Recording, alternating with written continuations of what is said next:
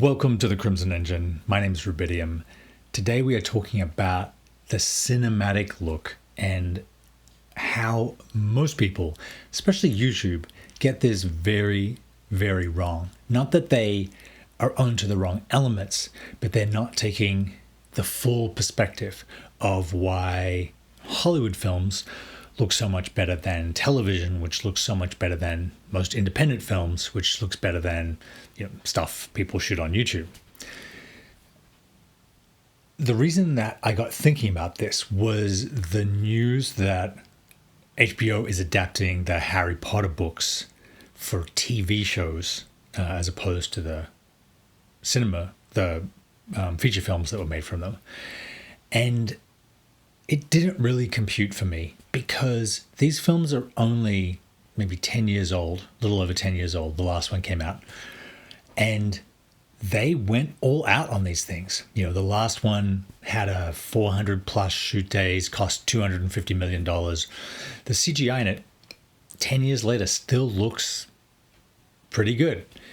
And the idea that HBO thinks that they can improve on these, or at least bring a new perspective to them and not make them look cheaper than the movies, is pretty surprising, honestly.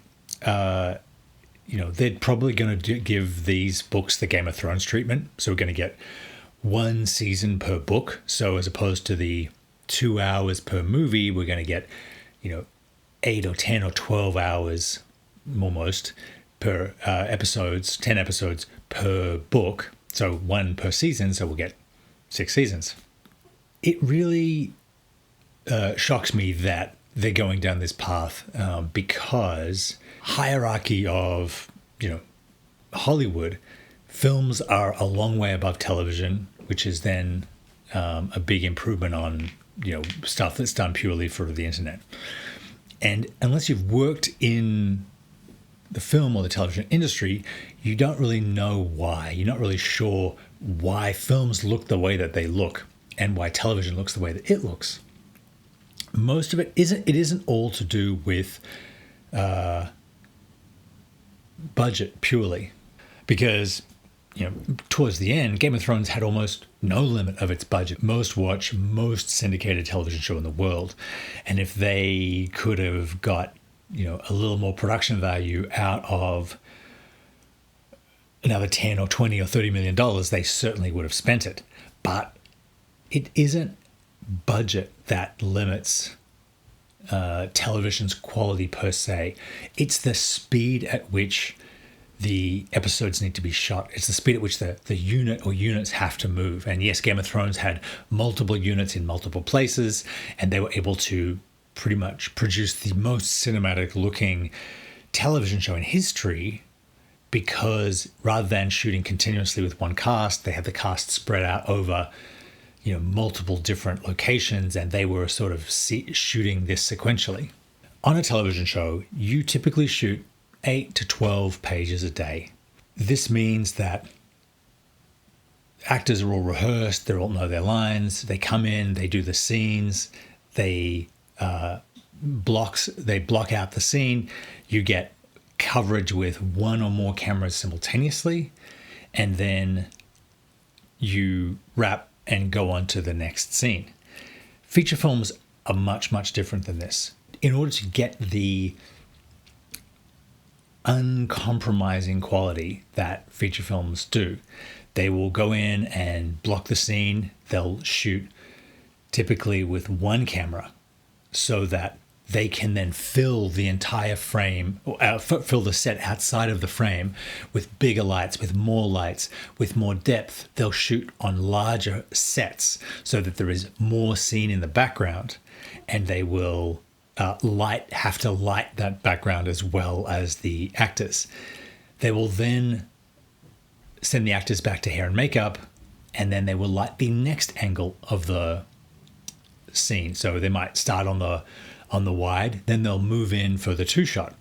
So they'll then light that specifically, and the gaffer and the DP will sit there, adjust everything using stand-ins, using people that have the same wardrobe, hair color, and skin tone as the main actors, as they stand there and the cinematographer lights them. They will then come in and shoot multiple takes of that until they get it perfect. They'll send the actors back to their trailers. They will then light the one actor's close-up.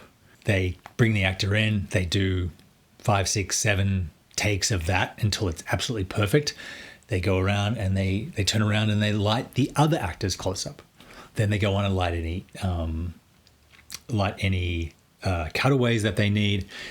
They get far more than they need because the feature film is usually going to be cut much faster, needs more angles, needs more production value in order to give you that cinematic feel.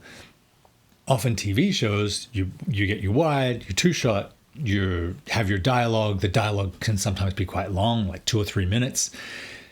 Then you leave and go to the next scene. If that film was shot as a feature film, or if that scene was shot as a feature film, you might get, a couple of lines on horses, a couple of lines in a tent, a couple of lines outside the tent, a couple of lines waking up the next day. So this one scene on television is stretched into 4 different scenes in the film. You can watch this on Oppenheimer when they're scouting the place, Los Alamos, where they're going to do their nuclear testing. This, what would have been a one television scene for 3 minutes, becomes 3 or 4 1 minute or less than 1 minute scenes in a feature film. Each one beautifully lit, each one beautifully shot, each one going for multiple takes until the director is absolutely certain that he's or she's got exactly what they need and extras. If you shot like this on a TV show, you would be fired after the first day because you have to get through a certain amount of pages so that you can get you're already building sets and pre-lighting for the next day. And if you spent the whole time doing one thing, it's not going to work. For Gary Oldman kind of alluded to this when he said that his first Harry Potter film, Prisoner of Azkaban, where he's sort of almost dying by the lake with the Dementors and Harry has to summon the Patronus.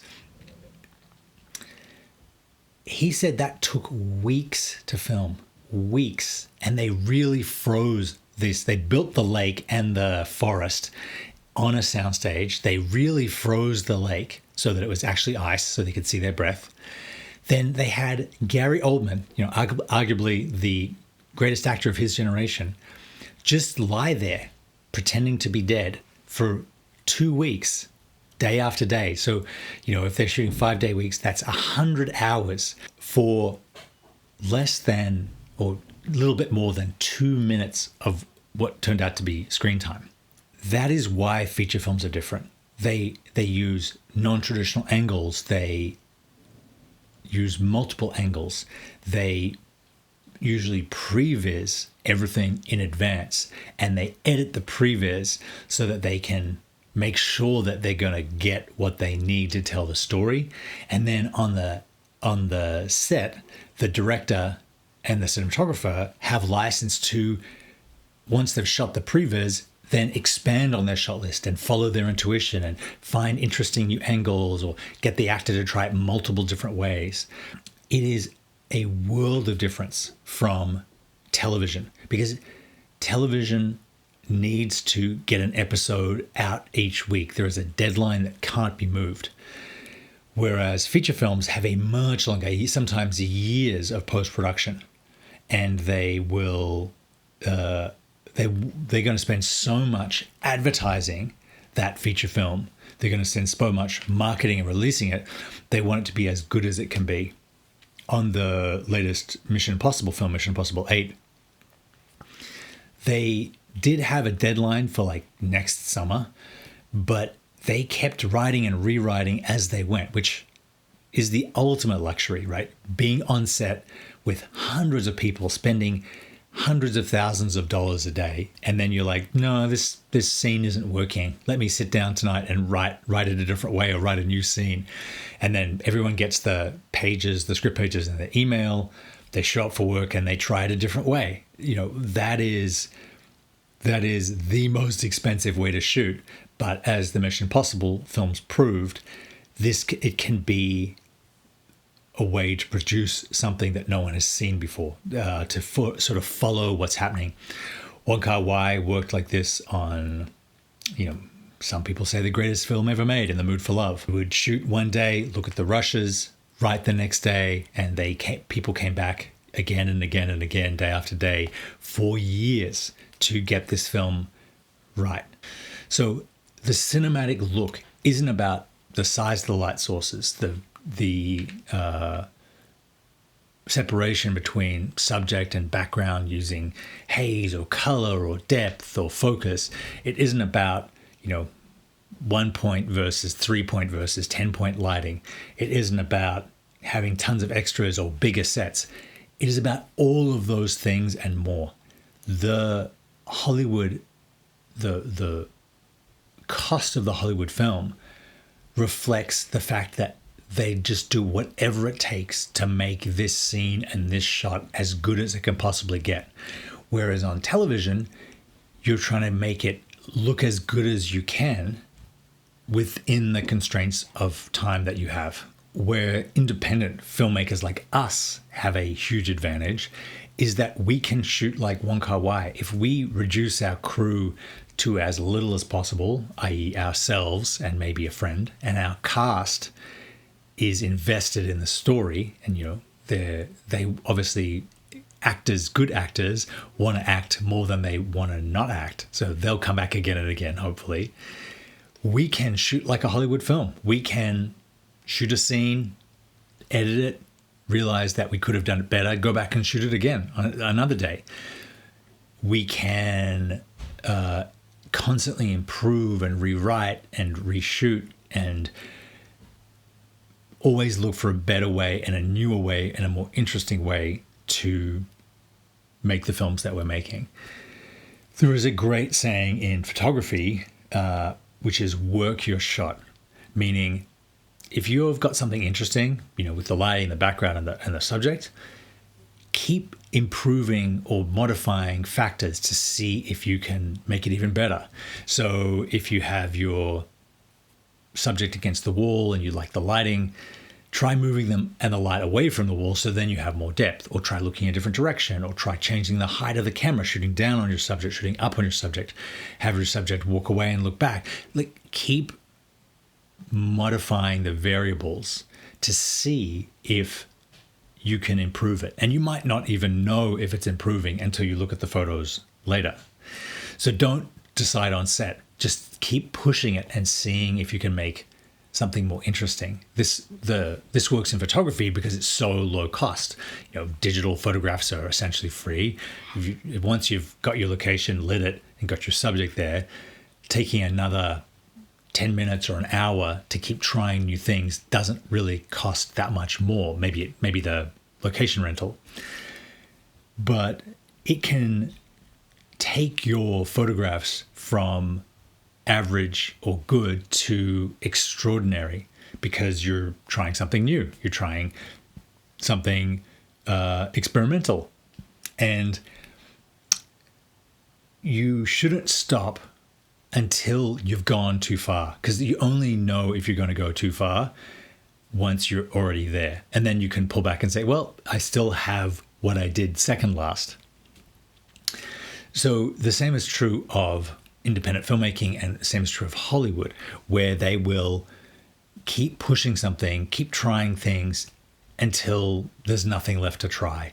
I feel like that's what was happening on the Dementor scene with Harry and Gary Oldman, that the director, Alfonso Cuarón, decided that this was such a pivotal scene, this was like the big moment in the film, that he was just going to try as many things as he could to make the scene as powerful as possible.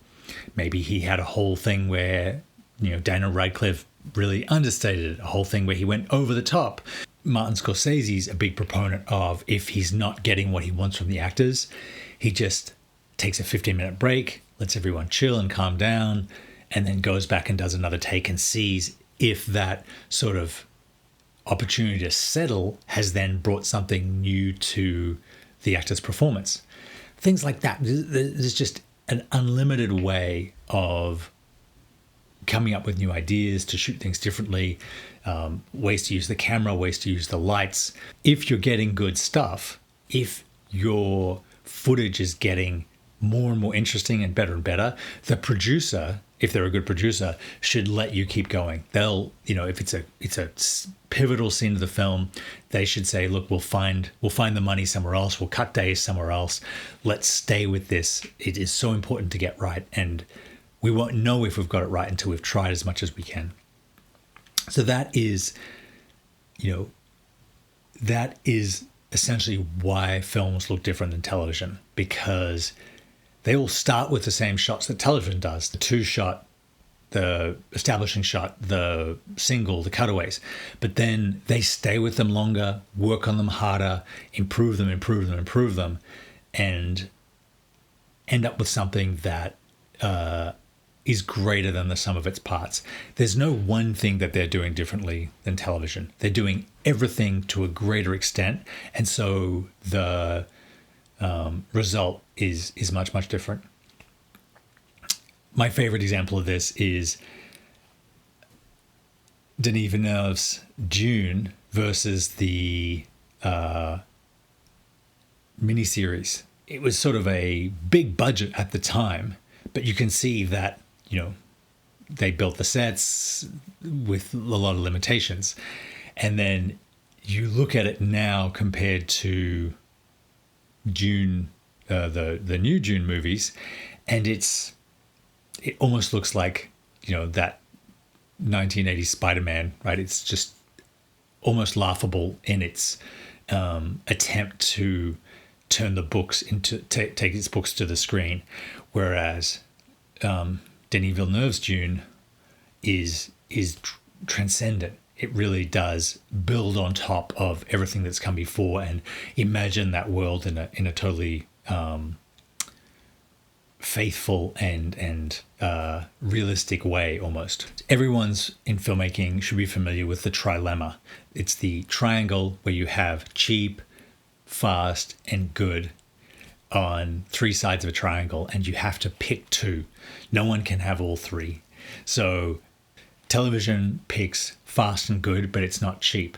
We as independent filmmakers pick good and cheap, so we can't do fast. Whereas Hollywood, feature films, big budget feature films, pretty much put everything on good. So it's neither fast nor cheap, but it does look better than anything else out there. I understand this is a slightly different way of thinking about the trilemma. The idea is you can have two with the exclusion of one, but sometimes you can put all your eggs in one basket. There's plenty of independent feature films that picked cheap and made a movie for $500, and it wasn't good and it wasn't fast. If you want to make a movie in just a couple of days, because that's how long you have your star for, it probably won't be good and it probably won't be cheap, but it'll be super, super fast. I hope this has been helpful for people out there to understand what the landscape looks like in professional media and how we can make it look as good as possible by using some of the Hollywood tricks at a fraction of the cost. Thank you very much for watching. I will see you next time.